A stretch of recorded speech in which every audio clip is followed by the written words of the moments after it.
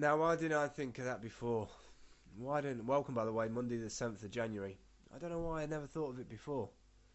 If I put something green over my seat, don't know why I'm talking into the mic. Hello. If I put something green on my seat, I have a lean back, but with no representation of my northernerness. And sorry, by the way, I sound incredibly blocked up at the minute. Um, I really am trying to shake this cold, and I am doing my best. And I have bought some tablets to boost my immune system, so I'm hoping that sorts me out. Okay, so let's get straight into it for today, because I'm going to hopefully record one for tomorrow. I'm working on a project for a friend of mine at the moment, and there's a requirement for me to link into images. And although I like iStock Photo, he's on a thing called Fotolia, which is Fotolia.com. I've only just started messing around with it, but what I do like about it is that their pricing structure seems very straightforward. They've got something like 2.9 million, it says, photos, and some of the stock art's really nice. So definitely check that out. That goes sort of pretty much hand in hand as well with another one, which is royaltyfreehd.com. Now the thing is with this royaltyfreehd.com is great concept, great idea. You know, there's so many different categories. You know, you've got all sorts of stuff that you can pick from. You've got antique cars, you've got Aqualife Baby, body projections, basics, all this sort of stuff. So I thought, okay, this is cool, royalty free. Royalty free is good. I like the idea of that. So let's click on, I don't know, body projections. Let's have a look what this body projections HD is. So you have like this screen where you click on them. And to buy that collection, $699. What? $699? So like, it's produced by Ozone, whoever the hell Ozone are, and the runtime is 23 cuts. It was off 16mm film. Runtime 4:19. So I don't know if that means 4 minutes 19 or 4 hours 19. I'm not going to knock it. The quality is very good, but really, do these things go for that sort of price? And it got me thinking. These 30-second clips that I've been, doing and putting onto iStock Photo. Again, apologise for my blocked nose. These things have been putting onto iStock Photo. Why don't I just make my own HD site? So that's what I'm going to do. I'm going to make a very simple, fast, accessible HD site for all my HD clips. Obviously, I need to go and speak to the master of lighting, Craig Marston, from Craig Marston Photography, and get him to give me some pointers on shooting the video correctly. But if they're charging $699 for a disc, and I admit, don't get me wrong here, the quality is obviously very good, but there must be a market for people. Do you like my voice? There must be a market for people who want HD content that haven't switched to HD yet and want to use them in their projects, as little segues or whatever, at acceptable pricing. I don't think me shooting, 10, 30-second clips should be any more than, what? I don't know. Judging by those prices, you're nowhere near. But definitely something I'm looking at. Royaltyfreehd.com. All right, next thing. Let's have a look. We're in 3 minutes 40. Where are we? Sorry about this. I'm all over the place today. So, I don't know if you know, but I had a few problems with my Mac Pro. And basically, my Mac Pro was out of action for probably about 3 weeks. And mainly because one of the CPUs had died on it. Now, I don't know if it was overheating or what it was. But it's pushed me on to do something about it. And luckily, I took the CPU out and it booted up. Everything was fine. And by the way, Apple, you did a fantastic job on putting stuff in and pulling things out. Really easy to work with. This is a site which I'm hoping that the guys actually did what they say they did. It's www.o0o.it. So that's small o, capital 0, small o. Sorry, I know it sounds really confusing. .it/pro. And what he's basically done is the guy bought a Mac Pro and he wanted to upgrade it. And he found out from HardMac and Anatech that it was possible to do it, but they were using these X5355 engineering samples, which are €1,000 each. But he's managed to find some other chips which he basically can take his 4-core quad, which is what I had. I'm now running on just a single dual, which is slow, but you know it works.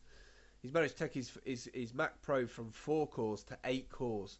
So effectively, he's gone from 10.6 gigahertz to 18 gigahertz. So this is pretty cool, and it's definitely something that I'm looking at. So I'm on the grovel now, I think, for the next month to try and raise the funds, which is about 300 UK pounds, $600. So if anybody wants to hire some web geek to do some sort of design and Web 2 code and social networking, whatever you want me to do, please help me. Now, I can probably afford to do it in a month's time, but right now, start of the year, times are hard. Do I need it? No. If I'm fair, I don't need it. Do I want it? Absolutely I do. I definitely want to try it out, wouldn't you? To take your machine from a quad core to 8 CPUs? That's just mental to me, to have 8 CPUs in one box. So definitely going to try that out. Have a good look at that. Okay, what else are we going to quickly look at? Let's look at... so we've done that, done the Fotelia. Should I give you a link to the grovel tasting? No, I think I'll give it a miss. Right, so this next thing is called Moolah. And the thing with Moolah is it took me a couple of times to really get used to the idea of what it was and how I was going to use it. So just let me bring up their main page. Moolah is a gaming system that is unlike anything I've seen. Their approach to it and the way they're using social media as such to get people involved is very, very clever. I don't think the concept is that different from games that have been out there before. I think somebody needed another angle. They thought, right, you know, gambling, casinos, all that, we're missing out on a group of people who like the social aspect, the multiplayer aspect. And I can see how this can be addictive. They've got a really slick site. They've got a really good flash video introduction. But check it out. I don't know if any of you gamers out there, I don't particularly play that many games online on the internet now. I've sort of had a bad experience with multiplayer games, so I tend not to play. But check it out. Let me know. Have a play of it. See how you think about it. You know, did you enjoy it? Did you make any money out of it? Is it a con? Let me know. Moolah.com. MOOLA.com. Alrighty. Next thing. Coming up to 8 minutes. So let me click on that. This one freaked me out just a little bit. It's at purl.com, which, by the way, on Fridays, if you don't know about the P Fund, if you go to PURL, it is a short message. It's a short URL creator that I built with Dimitri, my programmer. He actually did all the coding work, and it's for the thing that happens every Friday on Twitter, which is the FrozenPFund.com, which is raising money for cancer awareness, and was indirectly started for a blog post that Susan Reynolds wrote about, which has got this massive group on Flickr following it. So yeah, PURL, and excuse me a minute, Josine, I think I put it as Josine, yeah, JOSINE, capital J on the Josine. This is a bit freaky.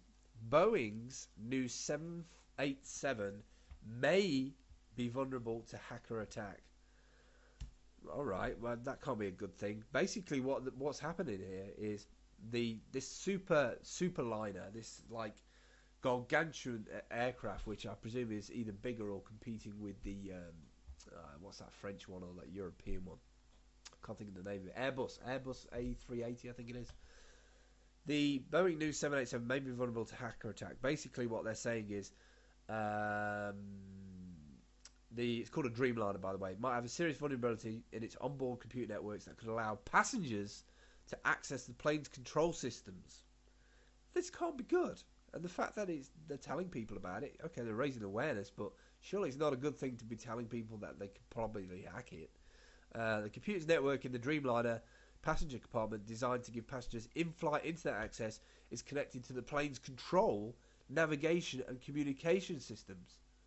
How dangerous is that? Is this? I don't understand the concept of that. Surely, most flights that are in service today, the actual entertainment system is totally separate. So why integrate it? Surely having all your eggs in one basket is a dangerous affair. They've got to sort this out before people go flying about it. Else we're going to have Dreamliners flying around our locality a bit closer than we actually need them to. And can you imagine what hackers would do with it? Yo, dude, I'm like totally over the top of your house. It'd be like a nightmare. Anyway, we just got over 10 minutes, 23 seconds. So I want to say ciao, and I'll see you tomorrow. Thanks for watching.